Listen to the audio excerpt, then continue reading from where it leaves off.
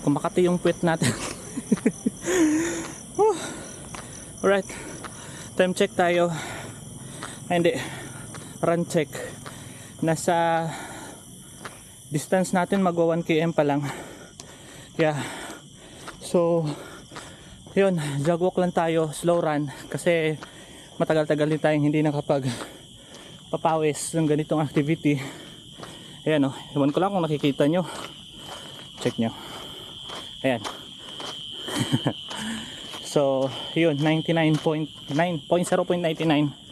magwa 1 km pa lang. Ayan, total of 1.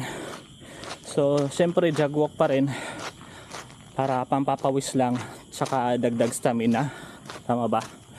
Kasi kung sabi nila, kung gusto mo nang magpapayat, walking. Kung gusto mong magpaano ng stamina, more on running. Pero sa akin, jog walk, jogging or running tapos walking, dalawa, di ba? Pampapayat plus pangpadagdag ng stamina. Correct me if I'm wrong kung tama yon. So yun, good evening, tara, jogging na naman.